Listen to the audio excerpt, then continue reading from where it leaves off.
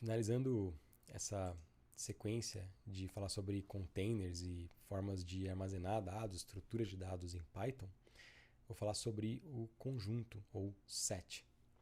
O set é implementado para ter propriedades de um conjunto matemático. Então ele armazena uma coleção de itens imutáveis, mas sem permitir duplicatas. Então a ideia é que se eu tenho, por exemplo, os conjuntos dos números inteiros, eu posso dizer que o conjunto dos números inteiros tem 1, 2 e 3, por exemplo. 1, 2 e 3 estão contidos, mas não faz sentido eu dizer que o conjunto dos números inteiros tem o número 1, 1, 1, 1, 2 e 3. Né? Porque se é um conjunto, se eu tenho um elemento, ele é suficiente para definir que ele está no conjunto. Ele suporta operadores, a nossa estrutura set, num Python, ele suporta operadores de conjunto, como, por exemplo, verificar se tem um pertencimento naquele conjunto, intersecção, união, diferença simétrica, entre outros. Então ele realmente implementa quando a gente quer ter essa noção de conjunto. A sintaxe para criar um conjunto com n elementos é similar a um dicionário, mas nesse caso, ao invés de eu passar um par chave-valor, eu passo apenas um item. Então abro chaves e coloco um item separado do outro com vírgulas. Suponha que queremos armazenar nomes das disciplinas de cursos. E aí eu tenho um conjunto de disciplinas. E não faz sentido, por exemplo, eu ter duas disciplinas iguais num curso. Então, aqui o conjunto faz sentido. Então, tem aqui um curso de engenharia de produção com 3 cursos em strings. Quando eu olho para o tipo, esse tipo é set, né, que é um tipo que a gente não viu ainda. Eu vou limpar aqui só para a gente novamente fazer juntos. Quando eu imprimo, ele vai imprimir para mim essa sequência, esse container aqui com os 3 valores. Vou criar um outro conjunto aqui da engenharia elétrica, de disciplinas. E notem que eu propositalmente passei 2 elementos iguais aqui. Ó. Mas, para um conjunto isso não faz sentido, então ele nem se importa em armazenar esse cara. Ele vai armazenar só aquilo que não é duplicado.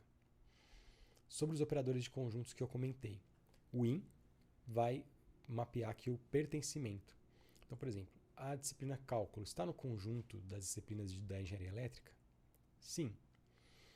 A disciplina inteligência artificial está no conjunto de disciplinas da engenharia de produção? Não. Falso. Manufatura discreta não é parte da engenharia elétrica? Qual a resposta? Verdadeiro, porque não faz parte, não pertence. O operador igual permite verificar se nós estamos tratando do mesmo conjunto. Ele só é verdadeiro se ambos contiverem exatamente os mesmos itens. Vamos pegar aqui 4 conjuntos que eu criei para simplificar esse exemplo. O 7, 1 e 2 tem os números de 1 a 5, o 3 de 1 a 3 e o 4 de 3 a 5. Quando eu verifico, eu peço aqui, se o conjunto 1 é igual a 2, é verdadeiro. Mas, se eu verifico se o 1 é igual a 3, é falso. Mesmo que o 3 contenha elementos que também tem no 1, eles não são exatamente iguais. O igual só retorna se todos forem exatamente iguais. O operador menor igual, ele é uma forma de dizer está contido. Então, isso é uma coisa importante aqui de vocês prestarem atenção, porque ele não faz aqui se é menor ou igual. Ele vai verificar se está contido. Então, por exemplo, 7.1 está contido no 7.2? Isso é verdade. Né? Quando tem os dois conjuntos são iguais, a operação de estar contido é válida. Então, isso é verdadeiro. O conjunto 3 está contido no conjunto 1?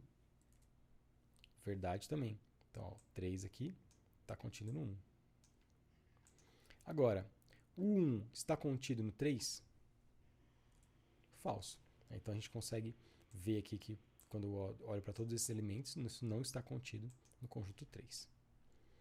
Eu tenho também o operador de união entre conjuntos, que é similar ao operador lógico OR, em que nós utilizamos uma barra reta ao invés do OR. É muito comum em alguns pacotes do Python que o operador lógico OR seja essa barra reta, assim como o operador E seja o E comercial e o de negação seja o till. Tá? Nós vamos ver isso um pouco para frente se der tempo. Então aqui ó, eu tenho o conjunto 3 e 4, quando eu faço a união dos dois, esse é o resultado. Reparem que a união não repete também. Então a união de 1, 2 e 3, 3, 4 e 5 é 1, 2, 3, 4, 5.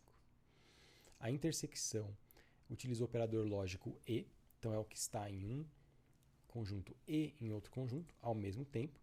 Então, por exemplo, nesse caso, conjunto 3 e 4, a intersecção é apenas o 3. E a diferença? Tem aqui os conjuntos 3 e 4.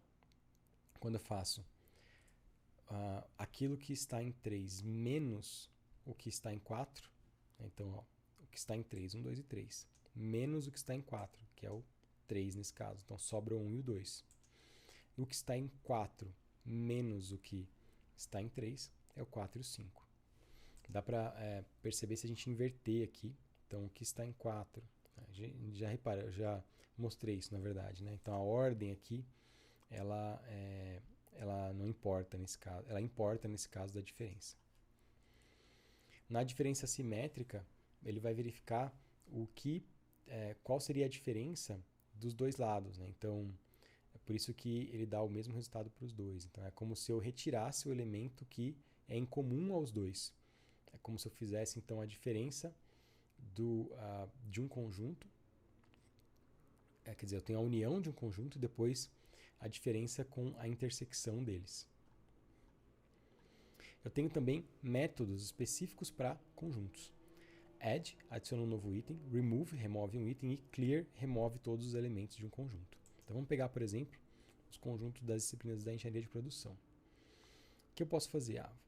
Não é só isso que tem na engenharia de produção, tem muito mais coisa. Então eu vou adicionar aqui 4 outras disciplinas. Então eu utilizo o método add para poder fazer isso. Eu vou remover porque eu inseri uma errada aqui. A teoria dos grafos não é de engenharia de produção, então eu vou fazer um remove. Então ela sai fora aqui do conjunto. Reparem que eu tinha aqui cálculo, eu tentei inserir de novo e ele não repete mesmo assim, tá? E quando eu uso o método clear, ele simplesmente elimina todos os elementos daquele conjunto. Então eu vou imprimir aqui o elemento 7,2, o conjunto 7,2. Quando eu faço um clear, ele fica um conjunto vazio. O conjunto vazio ele imprime dessa forma aqui, com 7, abre e fecha parênteses. Um exercício para vocês. Com base em conjuntos que foram criados aqui, ciência da computação, engenharia de produção, engenharia elétrica, insira geometria analítica no conjunto dos 3 cursos, remova isoestática de ciência da computação, compute a intersecção entre os 3 cursos, verifique a diferença entre engenharia de produção e engenharia elétrica e verifique em quais os 3 cursos está contido o conjunto cálculo e programação. Então aqui eu acho que até eu ainda não tinha feito o ciência da computação, então vamos fazer aqui, Então, como a gente não tinha feito ainda, eu vou criar e vou adicionando aqui os elementos. Acho que aqui está nessa ordem também. Então aqui já está então eu estou até aqui já ensinando como é que faz um. Então está aqui para vocês só copiarem e colar, fica mais fácil, tá? Mas vamos lá. Como é que eu faço para criar um conjunto a partir do zero? Que é basicamente o que eu fiz aqui em cima. Eu posso, como tem as chaves, eu poderia dizer, posso criar a partir de chaves. Isso funciona a partir de chaves? Não funciona, porque quando eu crio com chaves assim, vazia, ele assume que isso aqui é um dicionário.